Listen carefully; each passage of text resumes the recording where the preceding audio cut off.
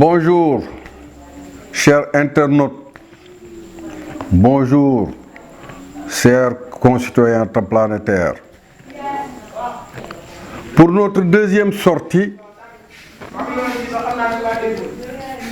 nous avions la première fois répondu à 3 questions. La troisième question, nous avions fait une bifurcation pour pouvoir éclairer certains points. Nous allons donc revenir sur cette troisième question où j'essaie d'expliquer ce qui se passe actuellement sur la planète.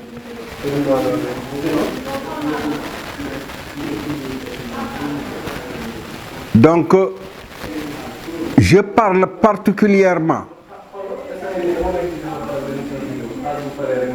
à la race humaine. Bien sûr, notre chaîne d'émission dans ce canal d'expression, nous l'avons appelé le réveil du monde noir. Pourquoi? Parce que nous vivons un monde à 3 dimensions.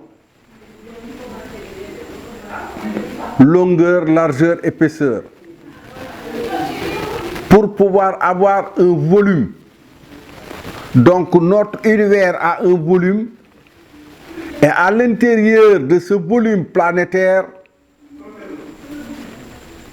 vivent la race humaine divisée en 3 grandes couleurs, nuances de couleurs. Les noirs, les jaunes et les blancs. Ces 3 réalités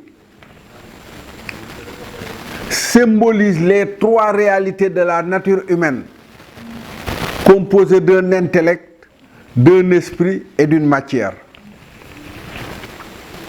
La civilisation actuelle repose sur 2 points, 2 connaissances.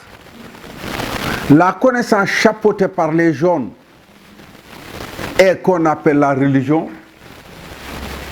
et la connaissance chapeautée par les occidentaux, les blancs, qu'on appelle la science physique. Nous avons succinctement parlé justement de leurs limites. Mais dès l'instant que nous vivons un monde à 3 dimensions et qu'il n'y a que la civilisation repose que sur 3 piliers, forcément il reste un 3e pilier. Or, nous savons en matière d'équilibre que l'équilibre à deux points n'est même pas comparable avec l'écriture à 3 points. Et ces 2 bases de civilisation ont tous encouragé ou bien véhiculé une idée hégémonique. C'est la raison pour laquelle ils ne veulent même pas parler de ce 3e point qui manque. Mais quand on veut parler de 2 points, la jonction de 2 points, par exemple sur un plan, ne peut produire qu'une surface. Pour avoir un volume, il faut effectivement et obligatoirement ce 3e point qu'on peut appeler épaisseur. Donc, nous allons essayer de parler du cheminement de l'histoire de l'humanité, de la façon dont la première génération a mis en place un système pour aller civiliser les derniers, c'est-à-dire ceux qui étaient aux antipodes du centre de la Terre, c'est-à-dire dans les périphéries, et que vivent les Blancs, et essayer maintenant d'expliquer ce qui se passe. Parce que la première génération composée ou bien transportée ou alors contrôlée par les Noirs s'est passée en Afrique et uniquement par les Noirs. Leur expérience très longue que nous nous arrêtons par exemple aux estimations de la science occidentale a fait 120 000 ans. Quand il y a un changement de phase, ils ont pris leurs précautions pour pouvoir transporter des instruments de savoir de l'autre côté, afin de pouvoir établir un dialogue entre ceux qui ne savaient pas, c'est-à-dire les Blancs, qui arrivaient dans ce troisième environnement de la Terre, avaient perdu tous les repères. Nous, à l'école, on nous apprenait, nos ancêtres, les Gaulois, se vêtaient de peau de bête et habitaient dans des huttes. Mais autant le changement de phase qui s'est passé, par exemple, avec la civilisation africaine, est en train de se passer avec cette deuxième civilisation. Mais pour vous expliquer ce changement de phase, le changement de paradigme, nous allons prendre le principe du jour et de la nuit. Entre les deux, le jour et la nuit, il y a toujours une barrière, un liseré qui sépare toujours le jour et la nuit. La science actuelle, en nous disant qu'en 24 heures, de 12 heures et de 12 heures de nuit, il y a un instant ou bien une période intemporelle de 23 minutes qu'on appelle Obu, ou le crépuscule qui sépare d'un côté de l'autre, par exemple ce jour et la nuit. Le même phénomène se passe entre la vie et la mort. Quand on vient dans la vie, dans le processus même, par exemple, de l'être humain, il quitte un univers osmotique dans le ventre de sa mère où il vivait dans de l'eau pour venir dans l'atmosphère terrestre, et forcément il passe du ventre de sa mère à ce monde en passant par un canal qu'on appelle l'utérus. C'est cela que la première génération a symbolisé en faisant une séparation nette entre la première civilisation et la deuxième. Comment ils l'ont réussi? En séparant l'histoire profane du savoir. En prenant le savoir qu'ils ont introduit dans une organisation sociale qu'on appelle religion, portée par des prophètes, en parallèle avec la marche de l'histoire, pendant une période calculée avant de recoller les deux. Donc on a séparé l'histoire à la science, qu'on a recollé il y a 1400 ans. Mais ce changement de paradigme marche dans le même contexte que le cerveau humain. Parce que vous savez très bien que l'homme est la synthèse de toute cette manifestation et qu'il représente un microcosme. mais je dirais même un nanocosme. Et que le cerveau humain, qui est en fait que l'être humain, tout le reste n'est que accessoire, est composé de deux hémisphères. L'hémisphère gauche commande le côté droit de l'homme et l'hémisphère droit commande le côté gauche de l'homme. Dans cette même configuration, avec les races, le noir travaille dans le jour et le blanc travaille la nuit. Donc la première civilisation des Noirs s'est passée le jour. Cette deuxième civilisation où nous vivons se passe dans la nuit et le Coran nous le confirme parce que le Coran n'est qu'une sauvegarde du savoir des anciens à travers le temps et l'espace.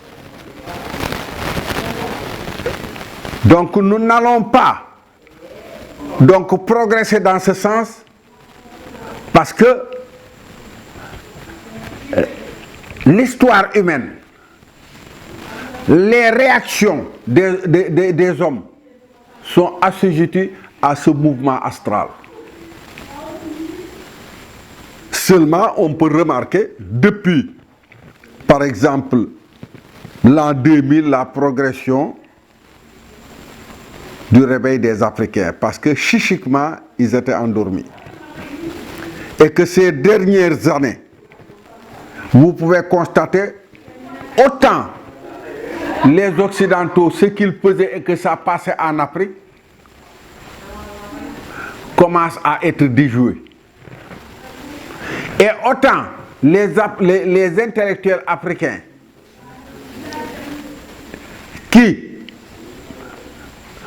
dans leur langage, parlaient plus comme des colonisés, commencent à couper le cordon ombilical dans leur expression.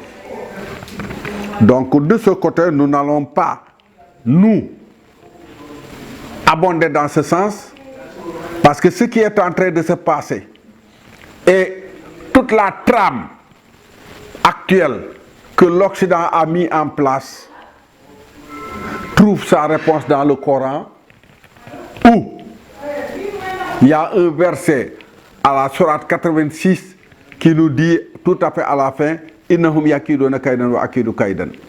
Vous faites un stratagème et j'en fais moi aussi. Quand nous arriverons par exemple à la démonstration mathématique, par exemple du message divin à partir de l'écriture maintenant de l'alphabet phénicien, vous allez être ébahis. Parce que l'expression dit Innahum yakiduna kaidan, vous faites un stratagème, vous le calculez, ça vous donne 231 qui vous donne l'intellect. Akidu kaidan, j'en fais moi aussi, vous le calculez, ça te donne 70 qui est le kun, le soi de départ. Donc nous n'allons pas abonder dans ce sens. Actuellement, c'est un combat culturel entre l'Occident et l'Afrique, entre le reste du monde même et l'Afrique. C'est la raison pour laquelle, dans mes développements, je parlerai particulièrement aux Africains et le comportement qu'ils doivent avoir. Mais en général, je parle aussi au reste de l'Occident. Parce que dans ce combat épique entre le blanc et le noir, ils sont logés à la même enseigne. Ils sont manipulés tous les deux par le milieu. C'est-à-dire actuellement l'Occident, c'est-à-dire le blanc normal, est aussi victime que le noir en Afrique. Seulement la seule différence, c'est que eux ils travaillent et ils vivent dans une certaine opulence et les Africains dans une certaine pauvreté. Donc, notre sujet de ce côté, du côté maintenant de ce changement de phase, s'arrête là et nous allons essayer de développer maintenant l'autre côté. C'est-à-dire, après ce changement de phase, et même durant ce changement de phase, le comportement que doit avoir non seulement l'Afrique, mais aussi le reste du monde. Avant de terminer cette deuxième sortie, nous n'allons pas oublier de vous dire que depuis que l'injonction m'a été faite, cela fait 40 ans que je fais des recherches, par exemple, sur la religion du livre, c'est-à-dire cette religion monothéiste. J'ai déjà produit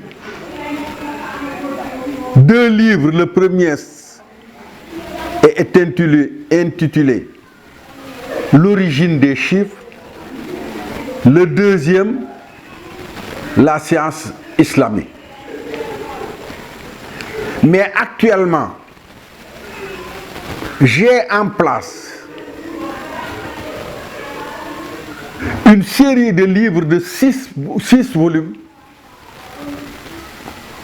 où nous traitons tous les problèmes, c'est-à-dire comment les Africains, les premiers Africains, ont pu mettre en veilleuse l'humanité et comment pour faire maintenant pour reprendre le flambeau et travailler en plein jour. Donc nous faisons appel au monde entier que, effectivement, à l'ère de la communication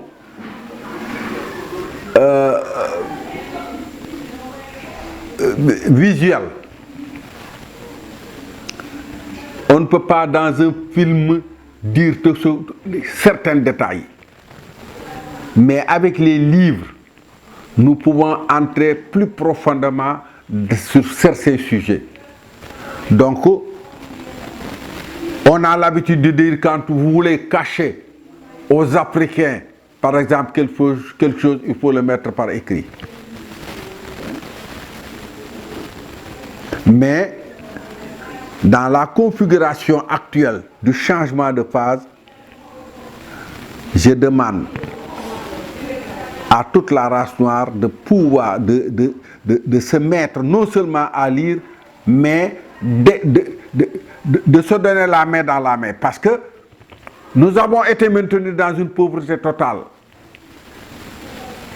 Et l'Occident a tout fait pour même décourager les écrivains. Nous allons mettre en place une maison d'édition africaine et nous demandons à toute l'Afrique, à tous les Noirs, aussi bien de l'Afrique que de la diaspora, de pouvoir participer à élever justement ces structures-là afin de pouvoir réveiller le reste du monde. Dans un deuxième point, vous voyez bien que, par exemple, la civilisation occidentale, à l'arrivée de sa limite, a produit une machine qu'on appelle l'ordinateur.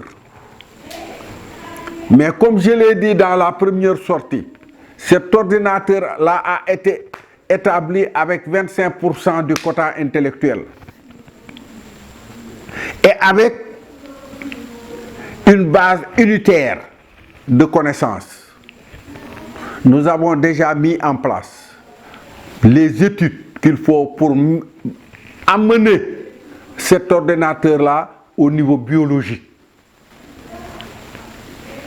avec les 3 dimensions qui se trouvent dans l'alphabet phénicien. Mais pour le mettre en place aussi, ça demande énormément de moyens. Et que Je sais que pour le moment, au moment où je parle, il y a certains irréductibles et même certains fanatiques qui s'opposeront par exemple à cette élévation, par exemple, de certaines connaissances. Mais je demande donc à l'Afrique, aux Noirs et aux progressistes de l'autre côté de pouvoir nous aider à pouvoir mettre en place. Parce que nous allons friser bientôt notre quatrième génération. Par exemple, on va entrer dans notre quatrième âge. À 78 ans, il nous reste 2 ans pour avoir les 80 ans. Donc, avant de pouvoir partir, disposer les moyens pour les mettre en place et par écrit donner le reste à la génération suivante. Voilà un peu notre premier appel. Nous mettrons donc dans les films aussi bien les adresses, les numéros de compte, mais aussi on va essayer de mettre en place une organisation universelle où toutes les bonnes volontés vont pouvoir se rencontrer pour œuvrer dans une unique direction, la direction de la survie de l'espèce humaine.